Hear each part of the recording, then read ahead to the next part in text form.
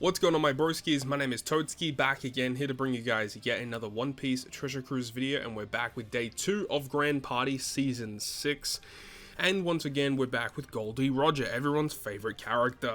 And we obviously discussed it more in the day 1 Grand Party. If you guys want to go see that, make sure you go ahead and check out the YouTube channel. But yeah, Grand Party, just not really the big fan of this game mode right now, and I really hope that there are going to be changes in the near future. But despite all that, we're here. We have to play the game mode, so here it is. So, of course, we're going to be using a Dex team first. I mean, when I see a Dex team on the opposing side that is running Cat and Dog, I find it to be a little bit easier to take on, because obviously Cat Viper, he doesn't really get his additional damage against us because we're running a Dex team, and then Dogstorm doesn't really do anything to our side of the field either, so we can pretty comfortably take this on so long as we're able to at least knock out one character, and by utilizing the Blackbeard health cuts and then the Brook for the healing, just to ensure that we don't get knocked out by the opponents, it does make things a bit easier. Doflamingo on the front line, of course, is huge when it gets to late game, just securing victories, which is really, really nice. Yeah, surprising that we see a Super Tandem Luffy as the actual captain, or the GP leader for this first match. You don't really see too many of those these days. They do fly around. He's not a terrible GP leader by any means, but of course, when you got access to someone like Goldie Roger, or even Roger Whitebeard, for example, even Uta, especially during this season, I feel like those characters are a little bit more favorable. But I will say that Super Tandem Luffy, you can build pretty good teams with him. I believe he boosts Dex, Psi, and Fighter characters, and those three types of PvP teams are actually super solid. So I can understand why people will opt to use Super Tandem Luffy as their main lead, but of course, if you're running Super Tandem Luffy, you can run a side team. Most likely you're going to have Goldie Roger on there, maybe. You might as well just use him, right? But either way, we're able to actually get at least one knockout on the opponents, and if things were getting a little dicey, of course, we could have used the Roger special, but it looked pretty good, so I wasn't really too stressed about using that Roger special right now, especially because I wanted to save it for whenever I use the Slasher team. So we're up against the opponent here that is using a Psi team, and I opted to go ahead and use my Slasher team. I didn't really want to go ahead and do a mirror match here, but you do see that the opposing team that we're up against is kind of like a pseudo Slasher team in a way. It's really bizarre.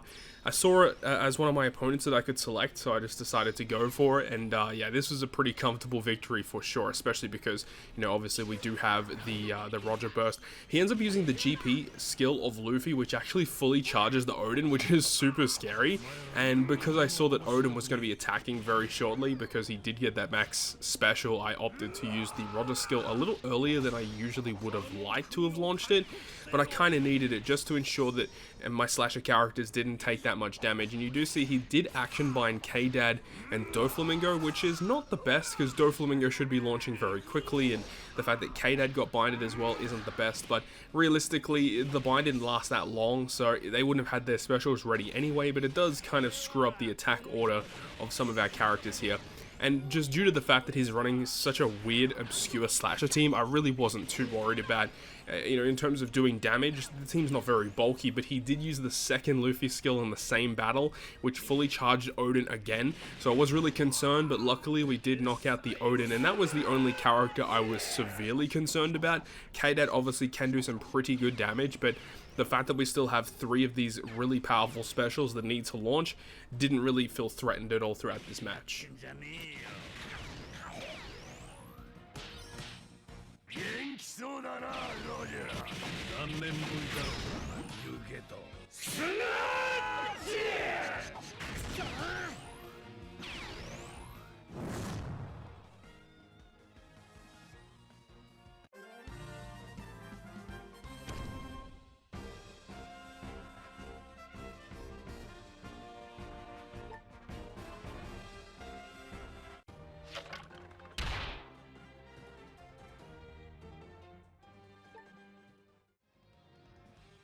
Moving into match number 2, we're going to be using a very similar style team. We're using our solid Dex team against the opponent's quick team. Now, I will say that quick teams with the introduction of Porchemi and Blue Jam are actually a lot more competent at taking on the Dex teams. So even though, you know, normally Dex teams are quite comfortable on taking on opposing quick teams, I wouldn't say it's like a 100% chance to win. And I have seen it firsthand that I've come very close to losing in normal Rumble against Blue Jam and Porchemi, but due to the fact that in Grand Party you can opt to run the extremely bulky type of teams just to ensure that you reach the end timer just having more characters than your opponent.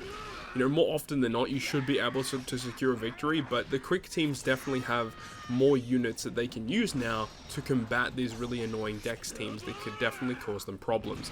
You know, specifically Blue Jam applying halving of stats, which allows those quick units to do more damage towards you. And, you know, obviously Akainu is such an annoying unit when he launches his special super early, annoyingly giving you a health cut, which is kind of nice in one hand because it does allow us to get our Roger special up a lot more consistently. And you did see that the Orochi is another character that this guy opted to use on his quick team, which annoyingly special binded the Kid and the Blackbeard, which is very bad because those two characters being driven have increased special CT, and it would have been nice to launch that Blackbeard special a little earlier for the health cut, the additional fixed damage, the defense down, just to ensure that our Dex units were doing more damage. But Blackbeard is a very key component against quick teams in Grand Party, such a huge asset to have, just helps the matchup like miles go in your favor with the introduction of Blackbeard into those teams. A really big fan of that. You do see that on the bench we are using Don Chin Jiao. I haven't really had an opportunity to have my bench units to come in with this Dex team with the way that it's built and the characters and teams that I usually go up against with this team. You know, the bench units basically never come in. But I feel like Don Chin Jiao, if he does have to come in, you know, being able to delay and potentially special bind opponents, I feel like that could be like a key enabling us to win. You do see here that the Roger did launch the GP special here, which means that we don't have to worry about it as soon as we enter the next battle, which is kind of cool. So we only have to worry about the second launch of Roger. And people have said before in the past that, you know, Roger isn't that bad because he launches his GP skill as soon as you start a game. And then, you know, even if you're in this situation, right, where he launches the GP skill right at the end of a match, you think, okay, you know, Roger, he doesn't have his burst skill, I don't have to worry about it.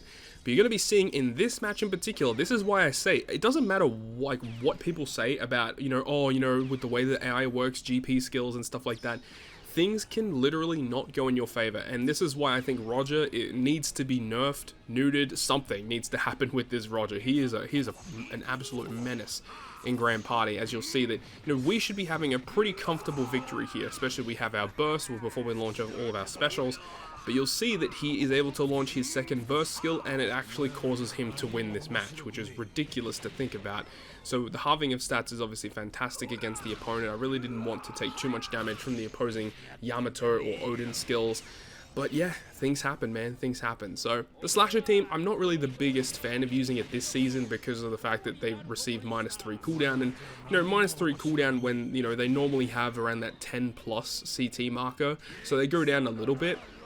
But I wouldn't say it makes them overall unusable. They're still completely usable. They're just not as good as what they normally are being able to launch their specials. And I talked about it in yesterday's video where there was a point in time where my, you know, Roger and Whitebeard were about to launch a special. They just missed out. And if I had that additional CT increase, they would have been able to launch when I wanted them to.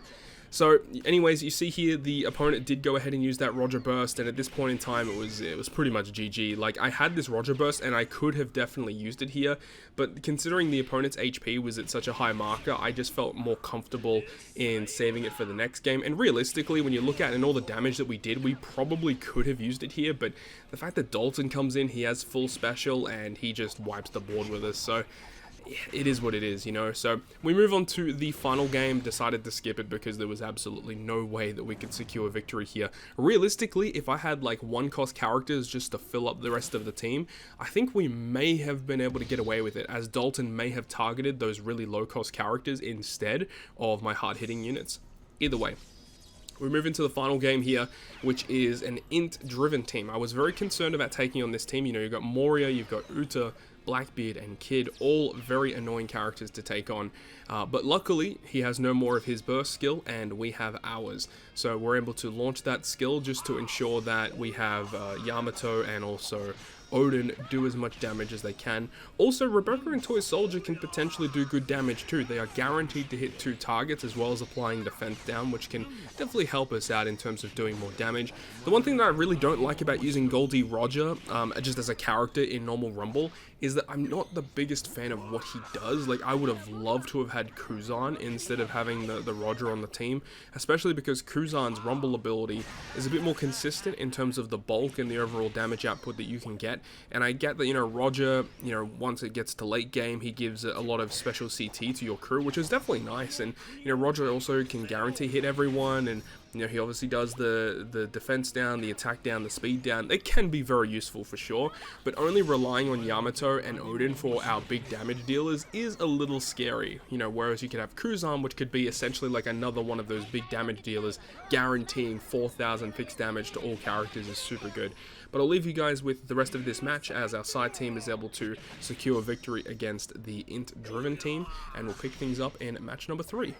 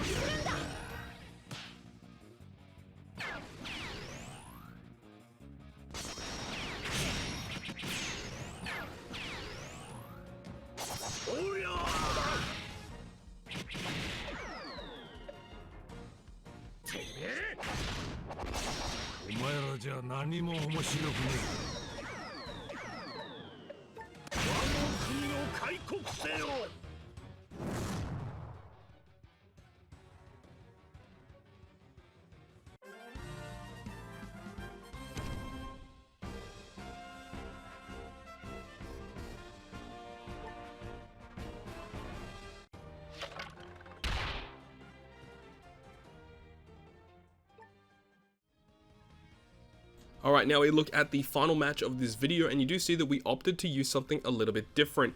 We did see that there was a strength team right at the start here, so my girl Karissa decided to give me the idea of why not just use a quick team with Legend Sugar on it.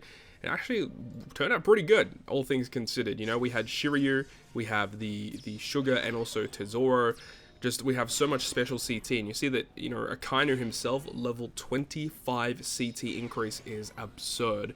And of course he's able to launch the special first, no doubt. And of course, you know, Legend Sugar, I'm not really the biggest fan of using in this context, but when you do think about what you are trying to achieve here, you just want to make sure the opponents don't launch their specials too early. You know, Legend Kid is still a big problem. He's going to be a very big problem in this season, of course, because he is a driven character. He receives a lot of those buffs, so he's going to be very scary to deal with. He can do a lot of damage, and he can really just steal victory, you know, without you really even taking notice. Just randomly launches a special, and then, oh my god, you lose.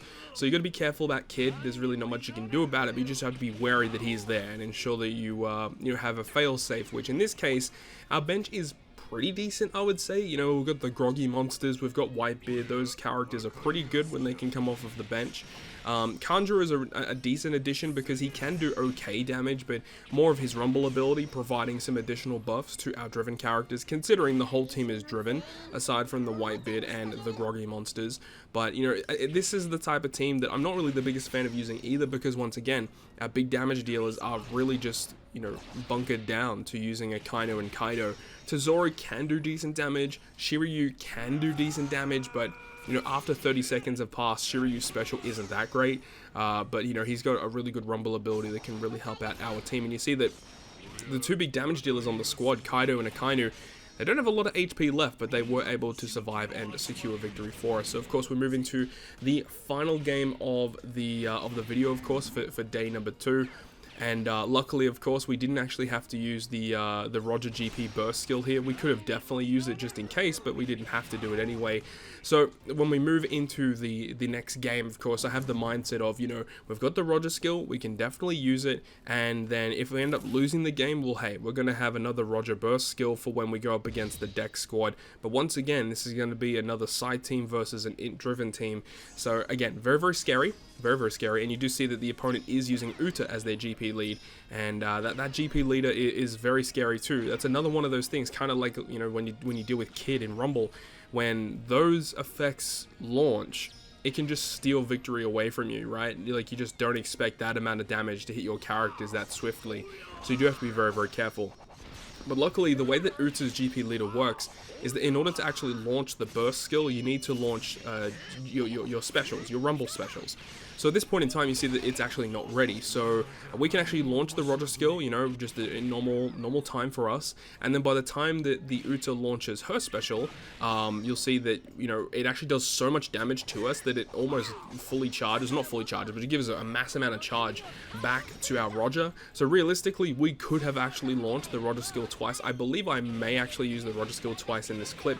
But if it was looking a little grim, we could have obviously just saved that for the final team as well, which against a Dex mirror match where we had the advantage in terms of team builds, yeah, there was just no way we would absolutely lose that. So this was a guaranteed victory. As long as we won that first game, which we did comfortably, we were able to basically get a guaranteed win from here. So anyways, that is going to wrap it up for me. At the end of this clip as well, you'll see that I did get a legend ticket from one of my wins, and you guys are going to see exactly who we got from that. So hopefully you guys enjoyed it. If you guys did, make sure to go ahead and leave a like, and if you want to stay up to date with all the content that I post, including more One Piece Treasure Cruise content, make sure to hit the subscribe button down below.